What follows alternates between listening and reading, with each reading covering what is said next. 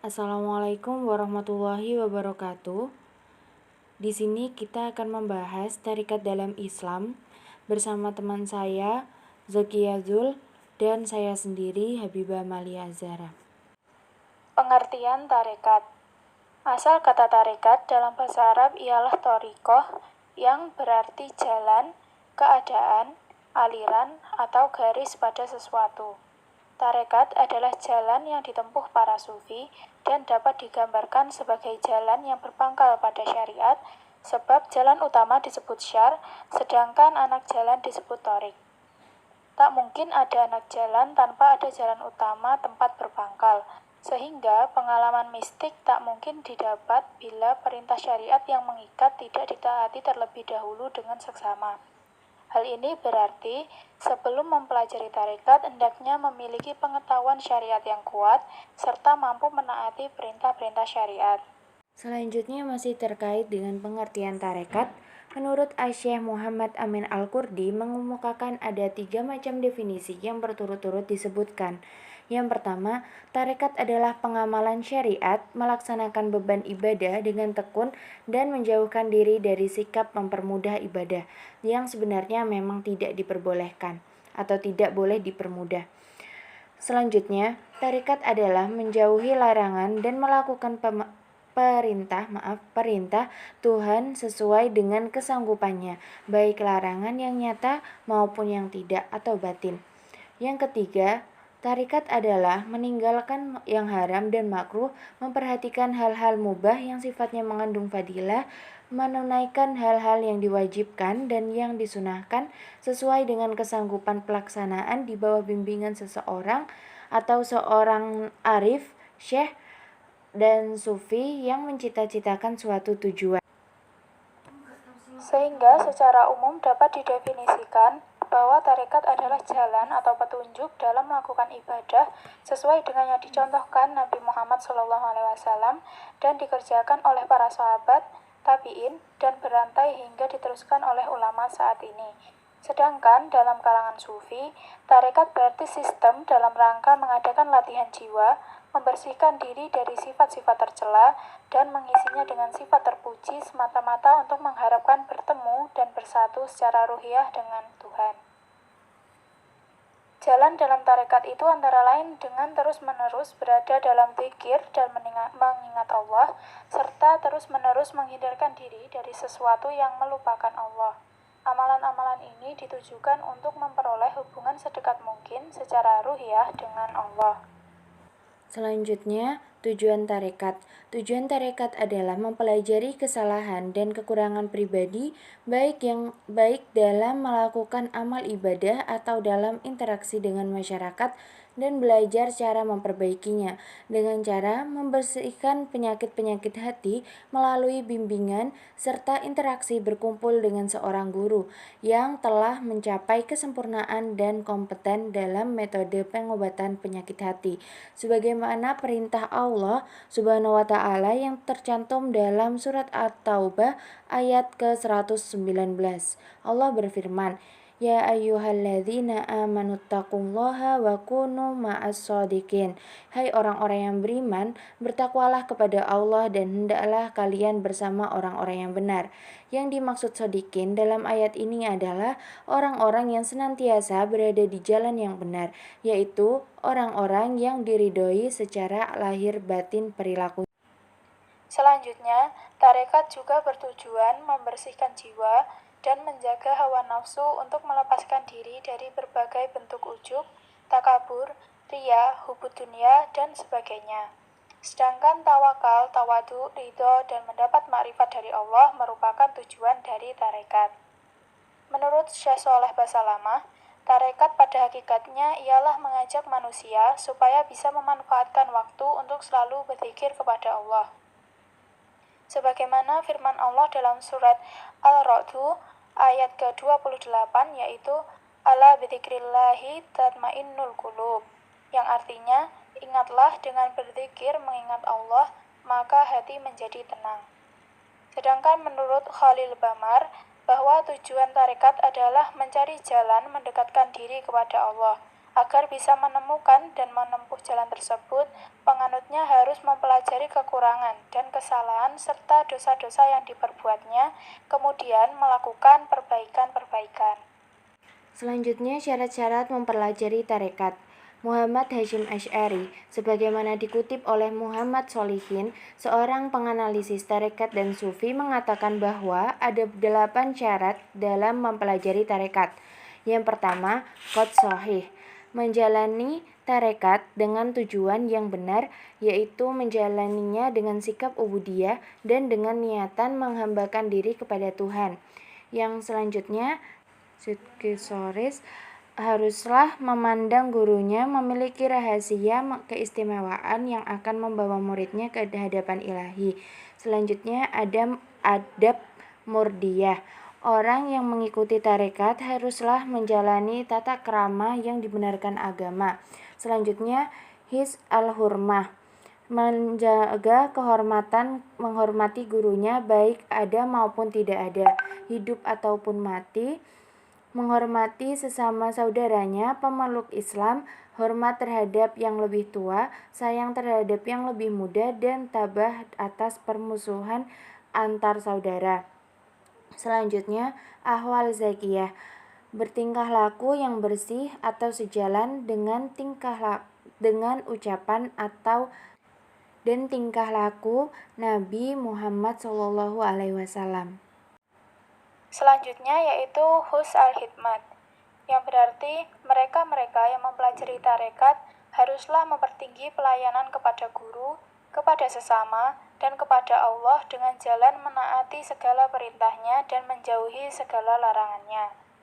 Kemudian, raf al-himmah, yang berarti orang yang masuk tarekat haruslah membersihkan niat hatinya, yaitu mencari khosoh atau pengetahuan khusus tentang Allah, bukan untuk tujuan duniawi. Yang terakhir yaitu nufus al-azimah, yang berarti orang yang mempelajari tarekat haruslah menjaga tekad dan tujuan demi meraih makrifat khosoh tentang Allah. Selanjutnya, macam-macam tarekat yang masyhur berkembang di Indonesia. Pemimpin sebuah tarekat biasa disebut sebagai mursyid, dari kata rosyada yang artinya penuntun. Adapun para pengikut tarekat biasa disebut dengan murid, dari akar kata aroda yang artinya yang menginginkan, yang bermakna orang yang menginginkan untuk mendekat kepada Tuhan, atau salik yang dari akar kata salaka yang artinya yang memasuki, yang bermakna orang yang memasuki atau menempuh jalan menuju Tuhan. Yang pertama yaitu tarekat Rifaiyah, didirikan oleh Syekh Abul Abbas Ahmad bin Ali Ar-Rifai dan masuk ke Indonesia melalui Nuruddin Muhammad bin Ali bin Hasan Ji Al-Humaidi Asy-Syafi'i Al-Idrusi Al-Raniri pada tahun 1658 Masehi atau 1055 Hijriah. Di antara beberapa ajaran tarekat Rifaiyah antara lain yaitu mengasingkan diri dan melakukan kholwat, dan biasanya dilakukan paling sedikit selama 1 pekan pada awal bulan Muharram. Mengutip dari buku Meneladani Akhlak, karya Aris Mustafa, Sayyid Mahmud Abdul Faid mengatakan bahwa tarekat Rifaiyah mempunyai 3 ajaran dasar, yaitu tidak meminta sesuatu kecuali untuk kepentingan agama, tidak menolak segala rezeki dari Allah, dan tidak menunggu. Selanjutnya yang kedua, tarekat Syaziliyah. Tarekat Syaziliyah tak dapat dilepaskan dari pendirinya, yakni Ali bin Abdullah bin Abd Jabbar Abu al-Husain al-Azil Syazili. Silsilah keturunannya memiliki hubungan dengan orang-orang garis keturunan Hasan bin Ali bin Abi Thalib. Beberapa pemikiran aliran tarekat Syaziliyah antara lain: 1. Tidak menganjurkan untuk meninggalkan profesi dunia. 2. Tidak mengabaikan dalam menjalankan syariat Islam. 3. Takwa kepada Allah Subhanahu wa Ta'ala, lahir batin, yaitu secara konsisten atau istiqomah, sabar, dan tabah selalu menjalankan segala perintah Allah Subhanahu wa Ta'ala, serta menjauhi semua larangannya dengan berlaku waro atau berhati-hati terhadap semua yang haram, makruh maupun syubhat, baik ketika sendiri maupun saat di hadapan orang lain. Yang keempat adalah mengikuti sunnah-sunnah Rasulullah SAW dengan ucapan dan perbuatan. Yang kelima, mengosongkan hati dari segala sesuatu selain Allah Subhanahu wa taala yang dengan cara tidak mempedulikan makhluk dalam kesukaan atau kebencian mereka diiringi dengan kesabaran dan berpasrah diri kepada Allah Subhanahu wa taala, atau ini biasanya disebut dengan tawakal. Yang keenam adalah ridho kepada Allah baik dalam kekurangan maupun kelebihan, yaitu dengan cara senantiasa ridho, ikhlas, qanaah, dan tawakal dalam menerima pemberian Allah Subhanahu wa taala. Yang ketujuh adalah kembali kepada Allah dalam suka. Selanjutnya yaitu tarekat Qadariyah. Nama Qadariyah diambil dari nama pendirinya, yaitu Al-Imam Muhyiddin Abu Muhammad Abu Sholih Abdul Qadir bin Abi Sholih. Syekh Abdul Qadir Jailani menetapkan 7 ajaran dasar tarekat Qadariyah. Yang pertama yaitu mujahadah, atau melawan kehendak hawa nafsu dan membelenggunya dengan takwa dan takut kepada Allah, dengan jalan muraqabah atau beribadah kepada Allah seakan-akan melihatnya. Jika tidak mampu, maka yakinlah bahwa Allah Maha Melihat. Yang kedua yaitu tawakal, atau menyerahkan segala urusan kepada Allah. Yang ketiga, akhlak yang mulia, baik kepada Allah maupun kepada sesama hamba Allah. Yang keempat yaitu syukur.